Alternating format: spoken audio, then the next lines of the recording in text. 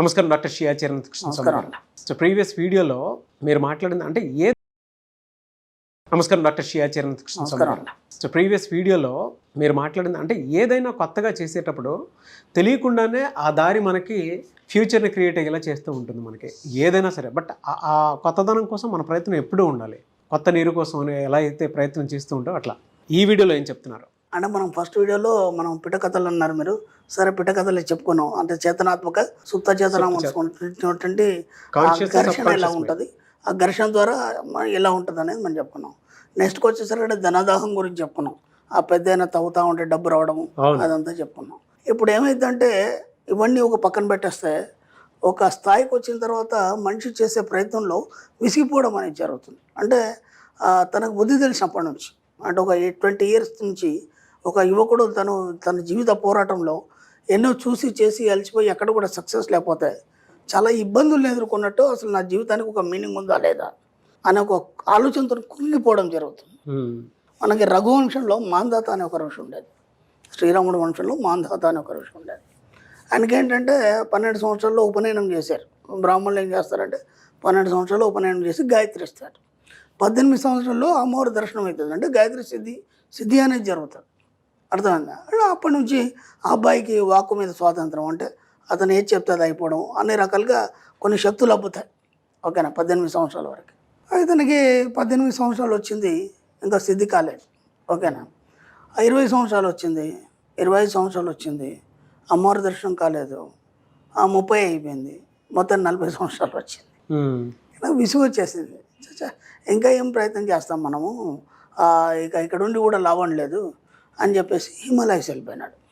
హిమాలయస్ వెళ్ళిపోయిన తర్వాత అక్కడ కూర్చోండి ఉదయం లేచి మళ్ళీ సంధ్య వార్చుకుందాం అని చెప్పేసి కూర్చొని సంధ్య చేసుకున్నాం. సంధ్య వార్చుకుంటుంటే అప్పుడు గాయత్రి ప్రత్యక్షమైంది. ప్రత్యక్షం ఏం కావాలరా నీకు అని అడిగింది. అని ఆశ్చర్యపోయాడు. ఏ తల్లి, వయసు అంతా పోయింది, పెళ్ళి చేసుకునే వయసు లేదు, అదంతా అయిపోయింది, ఏం చేయాలి, ఇప్పుడు వచ్చి నువ్వు ఏం కావాలని అడుగుతావే, ఏమేమి అనుభవించాలనో వయసులో అవన్నీ పోయినాయి కదా, ఇప్పుడు అంతా అయిపోయిన తర్వాత 40 సంవత్సరాలు వచ్చాయని ఇప్పుడు వచ్చి అడుగుతున్నావు నన్ను ఏం కావాలని, ఎన్ని రోజులు ఏం చేసావని అన్నాడు ఆయన. అంటే అప్పుడు ఆయన మంది కదా ఒకసారి వెనక్కి తిరిగి చూడరా అని. ఇట్టా వెనక్కి తిరిగి చూశాడు ఆయన. చూడగానే వెనకాల మంచు కొండలన్నీ కాలిపోతున్నాయి. అదేంటి తల్లి మంచు కొండలు ఏంటి, కాలిపోవడం ఏంటి అని అడిగాడు ఆయన. ఈరోజు నీ కర్మ కాలేదురా, అందుకని నేను వచ్చాను. ఎలా ఉంటుందంటే మనకు కూడా అదే అనిపిస్తుంది, ఇంకా కర్మ కాలేదేమో. 30 సంవత్సరాలు వచ్చింది, 40 సంవత్సరాలు వచ్చింది, 50 సంవత్సరాలు వచ్చిన జీవితం అలా ఉంది. ఇలాంటి కథలు విన్నప్పుడు, ఇలాంటి పురాణ ఇతిహాసాలు విన్నప్పుడు మనకి ఏమనిపిస్తుంది అంటే మన కర్మ కాలేదేమో అనిపిస్తుంది. కర్మ కారణం అంటే ఏంది, మనం ఇంత కూడా గత వీడియోలో కూడా మనం చెప్పడం జరిగింది. కర్మ కారణం అంటే ఏంది, నీ ఆలోచన విధానం మారలేదన్నమాట. సింపుల్ అంతే. నీ ఆలోచన విధానం అయితే మార్చుకుంటే ఆటోమేటిక్గా నీ కర్మ కాలిపోతుంది. కర్మలన్నీ ఎక్కడ ఉంటాయి, మీ భూమధ్యంలో ఉంటాయని చెప్తారు. అంటే తెలిసిన వాళ్ళు, లేకపోతే పెద్దవాళ్ళు, యోగులు, ఋషులు, లేకపోతే మన ఇతిహాసాలు, పురాణాలు ఏం చెప్తారు, కర్మలన్నీ ఎక్కడ ఉంటాయి, ఈ భూమధ్యంలో ఉంటాయని చెప్తారు. భూమధ్యంలో ఉంటాయి, కర్మలు ఉండవు. అక్కడ పైనల్ గ్లాండ్ ఉంటుంది. అక్కడ భూమధ్యంలో కనుబొమ్మలకు సూటిగా తలకి సెంటర్ భాగంలో మెదడు కింద చిన్న పళ్ళు గింజ అంతా మనకు పైనల్ గ్లాండ్ ఉంటుంది. దాన్నే మనం తెలుగు పీయూష గ్రంథి అని అనుకున్నాం.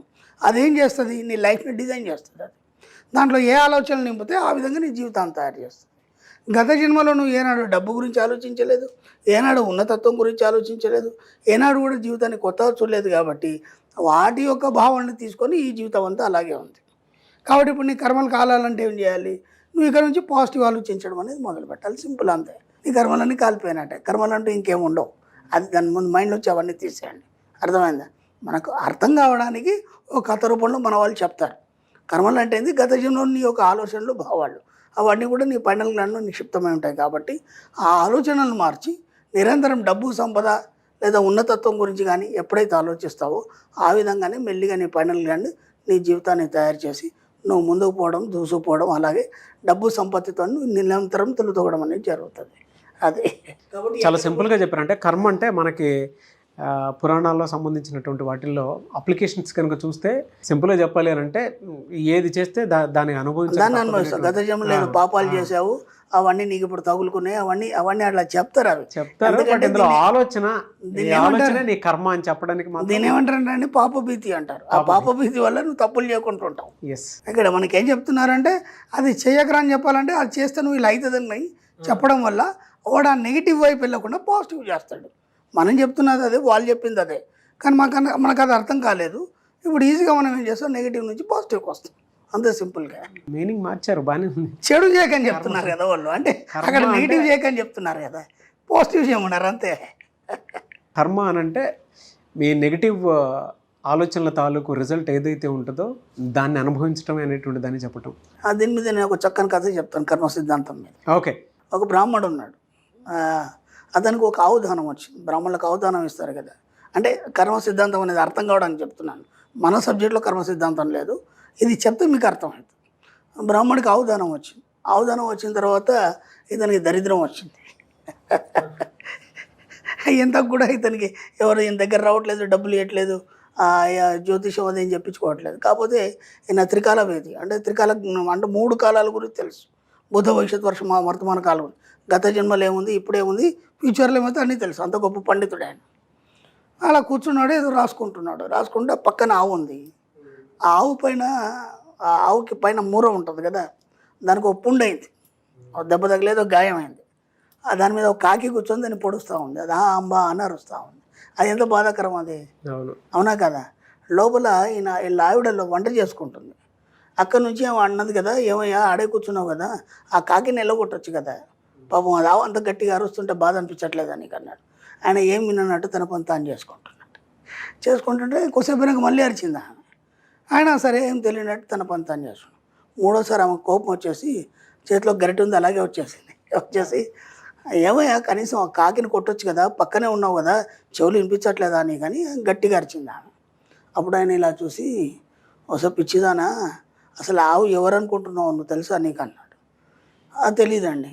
ఆవు వచ్చిన తర్వాత మనకు దానం, మనకు దరిద్రం వచ్చింది కదా, గమనించవలేదు. అవునండి, ఆవు ఎవరో కాదే, గత జన్మలో కోమటి మనకు అప్పిచ్చాడు, అది తీర్చుకోవడానికి వచ్చాడు వాడు. ఎందుకంటే మనం లేకపోయినా దానికి పెట్టాలి ఖచ్చితంగా.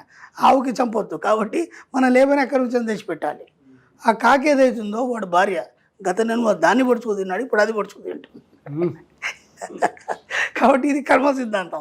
గత జన్మ లేదో పాపం చేసాము అది అప్పు తీర్చుకోవడానికి, అది ఇదంతా కర్మ సిద్ధాంతం. మన సబ్జెక్ట్లో కర్మ సిద్ధాంతం లేదు. గత జన్మలో నువ్వు ఉన్నతంగా ఆలోచించలేదు, నువ్వు పేదరిక ఆలోచనలు కలిగి ఉండడం వల్ల ఈ జన్మలో కూడా నువ్వు పేదరికాన్ని అనుభవిస్తున్నావు. ఎప్పుడు నీ ఆలోచన విధానాన్ని మార్చుకోవడం వల్ల నువ్వు ధనవంతుడు, కోటీశ్వరుడు అవుతావు, అంతే సింపుల్.